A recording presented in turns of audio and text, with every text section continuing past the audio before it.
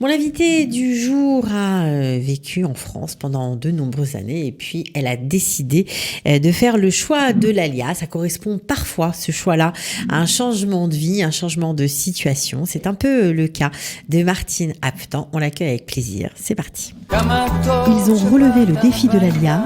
ALIA Story, c'est vous, c'est nous. Bonjour Martine. Bonjour Cathy. Bienvenue. Merci beaucoup. Alors vous êtes en Israël depuis pas très longtemps. Juillet 2018. Je sais ça, juillet 2018. Ok, alors comment vous avez décidé de venir ici et surtout comment ça s'est passé? Alors, comment j'ai décidé Est-ce que je dois dire j'ai décidé? Non, pas vraiment, parce que c'est... Faut dire la vérité. La vérité, c'est que c'est pas vraiment mon projet. D'accord. Arrive aussi. Ça arrive. Hein. Ouais. C'est celui de mon compagnon. En fait, il s'est arrêté de travailler il y a 4 ans suite à un problème de santé. Et il y a 2 ans, il me dit, écoute, moi j'en ai marre de vivre à Paris. Il n'y a aucun intérêt de vivre à Paris lorsqu'on ne travaille pas. Viens, on quitte Paris. Oui, viens, on quitte Paris. Mais moi, j'ai pas envie de quitter Paris. Et voilà. Donc, on commence à regarder en se disant, est-ce qu'on descend dans le sud de la France ou est-ce qu'on va ailleurs? Bon, on va voir dans le sud de la France. Rien ne nous plaisait. Et puis, on passe nos vacances en Israël à ce moment-là. Et puis, voilà, la décision à ce moment-là... apparu évidente et pour lui et pour moi. Et à ce moment-là, on se dit OK pour Israël. Alors vous aviez, vous, de la famille ici, vous connaissiez bien le pays, vous êtes venu plusieurs fois en vacances. Ça s'est imposé à ce moment-là. Ça s'est imposé à ce moment-là. Et puis, comme souvent, quand les choses sont spontanées, quand je suis rentrée à Paris, j'ai embrassé mes enfants. Je fais non, je pars pas en Israël, je reste là. Sauf que mon compagnon, lui, s'était décidé. Et il dit non, moi, on s'en va. Et du coup, là, j'avais le choix. C'était où je le quittais lui et je restais sur Paris, ou je quittais Paris et je restais avec mon compagnon. J'ai choisi de me réaliser. Eh ben, vous avez bien fait parce qu'on vous a récupéré, donc on est bien content. Donc vous avez été coach, plutôt spécialiste du marketing pendant 25 ans, et puis après vous avez commencé à former des chefs d'entreprise pour améliorer leur façon de manager leurs équipes. Vous avez monté un cabinet, vous avez été consultant, vous avez gagné beaucoup d'argent. Et puis à un moment, ça correspond à peu près, c'est ça qui est intéressant, à peu près au moment où vous êtes venu en Israël, vous avez changé de voie. Exactement. Ça s'est passé un petit peu avant, à peu près 1 an et demi, 2 ans avant, où j'ai commencé à sentir le changement en moi. Alors, ça a été à l'occasion de rencontres, notamment j'ai suivi une formation auprès de David Lefrançois, mais c'est pas la formation de coach, sa formation NBS, donc Neuro Business School, qu'il a montée avec Yannick Alain, que j'adore. Ils sont vraiment fabuleux tous les deux, mais Yannick est vraiment quelqu'un de très très chouette. Et du coup, là, je rencontre plein de gens. Je rencontre le monde du développement personnel. Je rentre des énergéticiens dont j'avais jamais entendu parler. Vous n'étiez pas de ce monde-là, quoi. Pas du tout. Du côté cartésien Exactement.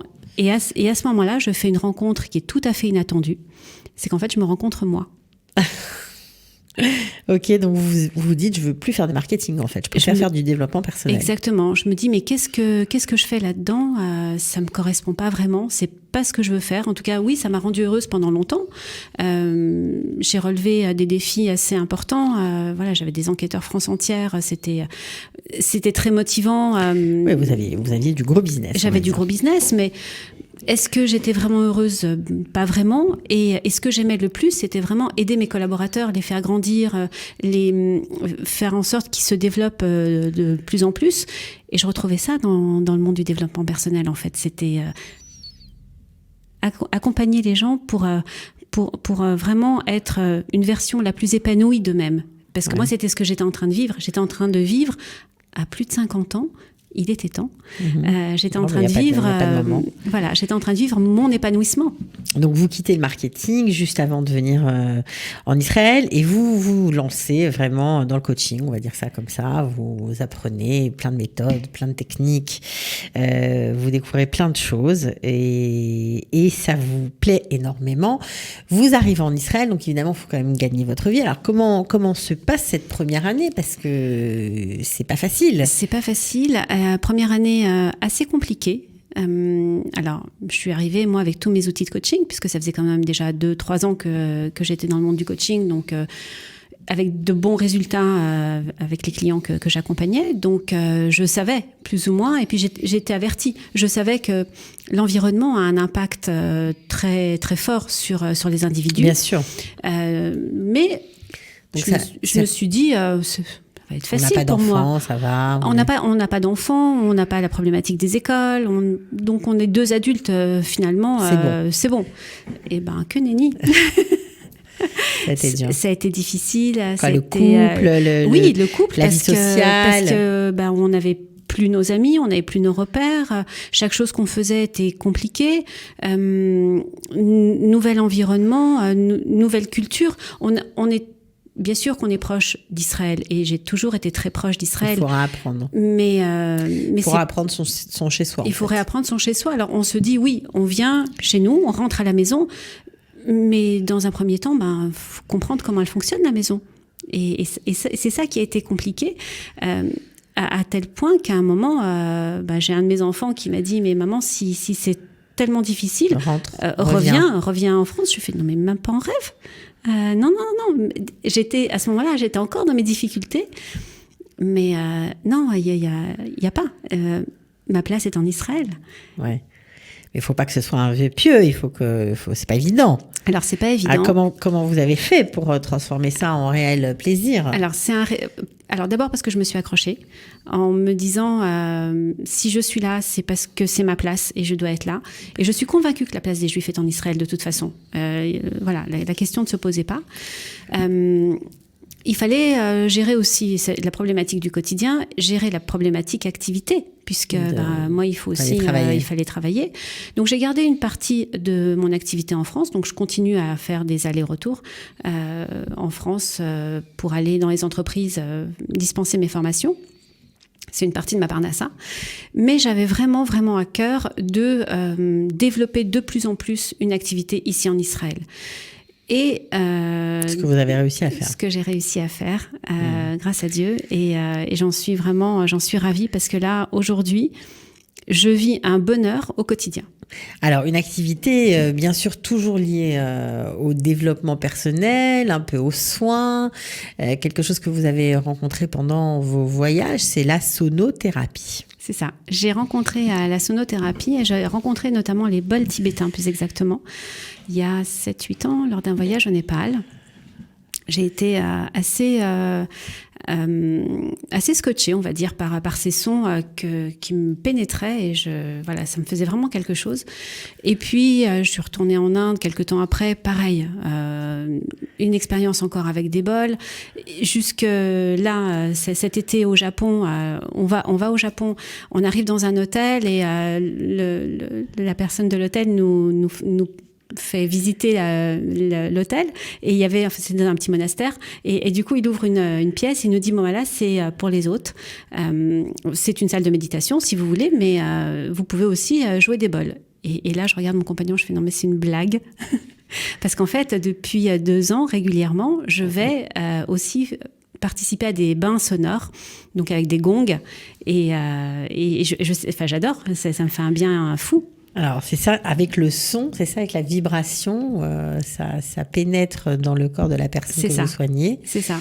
Enfin, je ne sais pas si on peut appeler ça un soin, alors, vraiment. C'est un bain sonore, plus exactement. Et en fait, les vibrations vont aller pénétrer dans nos cellules. En fait, chacune de nos cellules, chacun de nos organes vibre à une fréquence qui lui est propre. Et tout ça ensemble, c'est ce qu'on appelle la symphonie de notre corps. À chaque fois qu'on est impacté ou par du stress ou par des problèmes, peu importe l'impact ou une douleur, l'organe qui est concerné va perdre son harmonie, va perdre sa fréquence. Du coup, lorsqu'on va aller jouer les bols sur le corps de la personne, tout va se réharmoniser en fait. Les cellules vont résonner à la même fréquence. Et ça, c'est quelque chose, c'est physique. C'est la loi de la physique.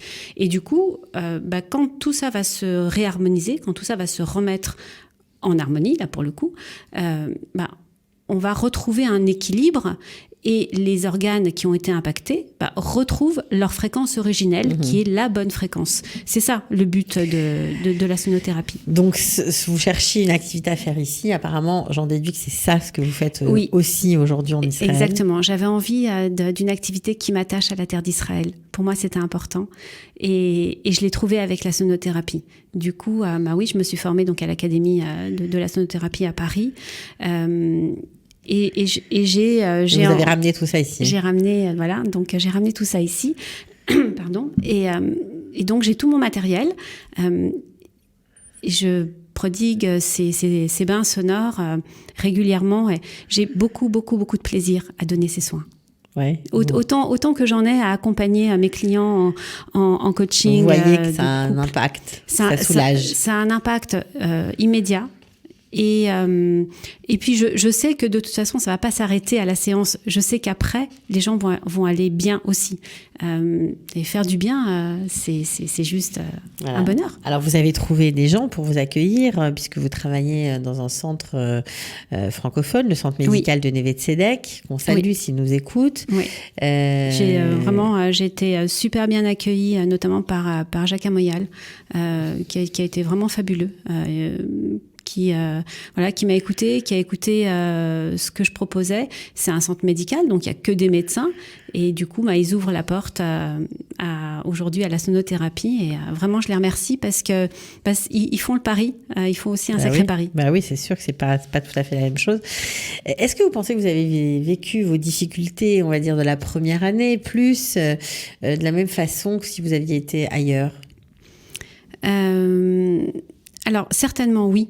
Certainement. Je me suis aussi posé cette question parce qu'en fait, on a ici en Israël quelque chose alors, je pense que c'est peut-être probablement dû aux vibrations qu'il y a ici en Israël et à l'énergie qu'on a ici en Israël qui fait que quelque chose nous porte, quelque chose qui est au-delà de nous, qui est au-dessus de nous. C'est la main de Hachem, ça c'est sûr. Mais voilà, du coup, on gagne cette émouna, on gagne cette foi en Dieu en se disant, je suis là, je suis pas toute seule, je sais que je vais y arriver parce que Dieu va m'aider, c'est obligé. Donc, et je crois pas que si j'avais été m'installer aux États-Unis ou ailleurs, non, j'aurais peut-être pas demandé l'aide de Dieu. Je crois pas. Là, c'est un peu différent. Là, c'est différent. Tout prend des aspects différents. Et alors, c'est vrai que j'ai laissé derrière moi à Paris des amis qui me sont très chers.